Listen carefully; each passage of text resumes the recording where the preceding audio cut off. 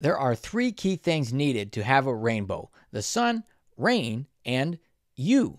That's right, you are required in order to have a rainbow. I'm going to talk about that in this episode. I'm going to give 7 reasons why the rainbow is so significant. Hey, welcome to Cutting Edge Faith. I'm Ryan Howard. This podcast is here to bring you the truth behind the headlines and equip your faith so you can navigate the cultural chaos of today. And when it comes to rainbows, well, we have seen the theft of the rainbow to be a cultural symbol of something that does not honor God. Today, we're going to set the record straight for the originator of the rainbow and the real symbolism of why we have it and what it stands for. So let's get into it. So first, I think it's important for us to understand what a rainbow actually is and how it works. So I mentioned the 3 ingredients. One was you, and the second is the sun behind you and rain or water in front of you.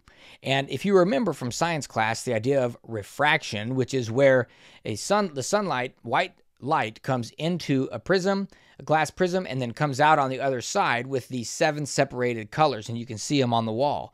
Well, that's what's happening with the rain. When we see a rainbow, is the sun is coming from behind you. You can imagine thousands and thousands and thousands of miles out away from the earth, bringing sunlight in past you and into an individual raindrop millions and billions of times, all at the same time, all these different raindrops, and it's going into the raindrop, bouncing off the back of the raindrop, and separating into the colors and coming out of the front of the raindrop for you to see. And that is what you are seeing. And the reason you see the separated colors is because when the white light goes into the raindrop, or when refraction happens and it separates those, the light is being separated and they have different waveforms. There's different speeds and different angles that they come out. And so at the top, you see only the red, and then at the bottom, you see only the violet and the other colors in between, because your eye is at a specific angle to the top of the rainbow and to the bottom of the rainbow. And so you're only seeing those colors, and all of those are coming out of individual raindrops. Isn't that incredible? I just think it's so powerful. And one thing that always comes to mind, that always comes up is, was there rain before the flood? Well, I believe the answer is no. Genesis 2:5 says that, "For the Lord had not caused it to rain on the land." And that was obviously before the flood. And after the flood, we see a different atmosphere. We see a different earth. It completely changed the earth, the surface of the earth, and actually the atmosphere as well. Current science, I've read about this, that science shows that there was most likely a canopy over the earth that existed before the flood. And it most likely had a uniform temperature and a uniform atmosphere, a uniform environment throughout the entire earth.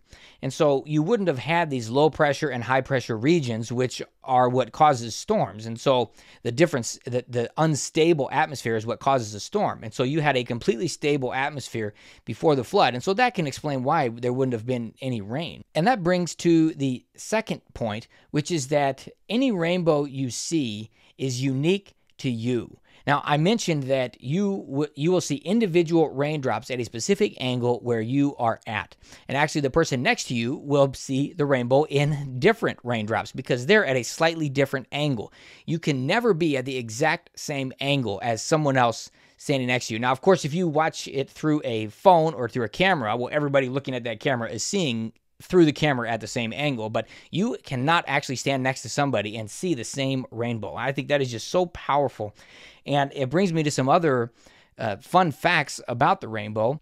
They actually have to have a fixed distance from you, so it's not in the same location. So if you move forward 10 feet, you're going to see the rainbow is going to move forward 10 feet. If you move forward a mile, the rainbow is going to move forward a mile, assuming there's still rain there for you to be able to see it.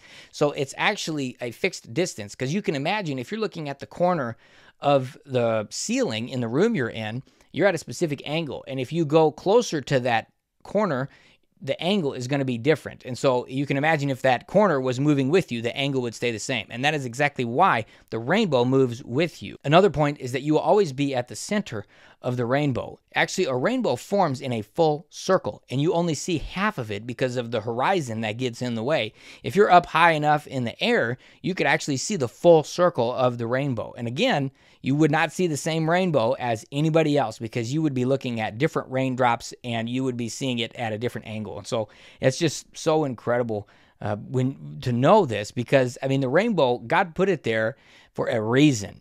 And that gets to our third point, which is about the symbolism of it.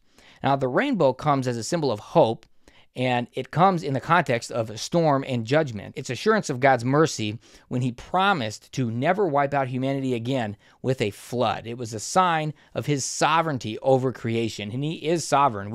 The bigger view of God's sovereignty you can get, the better. The fourth point is about the covenant. Now, the rainbow, I mentioned, was a sign that God gave Noah and to the whole earth that he would never flood the earth again. And the rainbow is a sign of that covenant that he made. But the thing is, the earth will be destroyed. Revelation 21 and 22 says that we will have a new heaven and a new earth. And when we see that the earth will be destroyed by fire in the future. And there's 2 Peter 3:10 and verse 11 and Revelation 20 verse 9 and 21 verse 1. So there are lots of things that are going to be happening, but God did promise to never again destroy it from a flood. Now, the fifth point that I want to make is about the significance of the number 7. 7 is a very important number in the Bible. It's the number of completion or the number of perfection. There are 7 colors in the rainbow, not 6, not 8, not 4. There are 7 colors in the rainbow. And actually, the rainbow is a spectrum of light. It's a wide spectrum, but 7 is the main number of colors that we can actually see with our own eyes. And I think it's important because there's 7 in the rainbow and not 6. And we see it often used as an LGBT symbol in the culture today, where they have 6 colors actually. And now they're adding a lot more colors, but for all the other transgender stuff. But there are 7 colors in the rainbow. And this, I'm not going to get into why they chose that, but it's something that we need to pay attention to. I see so many books that are just careless for kids' books, and I've even seen paintings on walls at churches that don't have 7 colors in the rainbow. And if there was ever a time that we should make sure we have the right number of colors in the rainbow, it is today. That actually has been the case since 1978, when they started to take and abuse the rainbow for their own symbolism of what they wanted to do. And so we need to be paying attention, because the rainbow is God's creation. It's a God-ordained symbol of his faithfulness and his mercy. The attempt of the LGBT movement to co-opt the colors for their own purposes does not diminish the beauty and the wonder of what God has made. We will continue to use it for what God designed it for, and that's a sign of his covenant with us. Now, number 6 that I want to talk about is the meaning of these colors. Now, there's symbolism in colors throughout the Bible, and we can see that too. You can do lots of research in branding even, and what colors to use for what different things. But in the Bible, we see a few of these colors that have very clear symbolism. And the first is red, which symbolizes iniquity or sinfulness; purple or violet, which is royalty; blue, which is the symbol of deity or royalty; and then white, which is the symbol of holiness. Now, these colors were all used in the tabernacle that Moses made in the wilderness. They were used in the temple, and they were used in the garments for the high priests and the priests. And so these are all very important colors, and it's just so neat to see how all of them are in the rainbow. And that brings us to the 7th and final point that I want to make about the rainbow, and that is that it points to Jesus.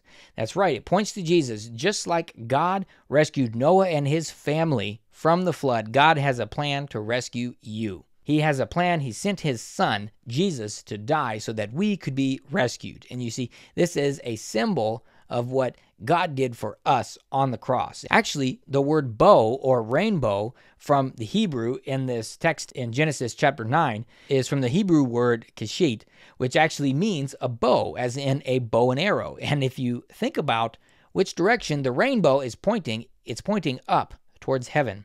And that is where the arrow was shot, because Jesus Christ came down and sacrificed himself so that we could live. And it's so powerful. Romans 10:9-10 says, if you confess with your mouth that Jesus is Lord and believe in your heart that God raised him from the dead, you will be saved. For with the heart one believes and is justified, and with the mouth one confesses and is saved. Well, just like Noah and his family were saved up out of the water, when we go through water baptism, we also come up out of the water and we have new life.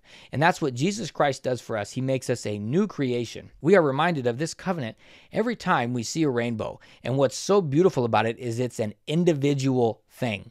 You see an individual rainbow for you. You are the only one that sees that exact rainbow with those exact raindrops at that exact time. And the thing is, you have to be standing in the right place.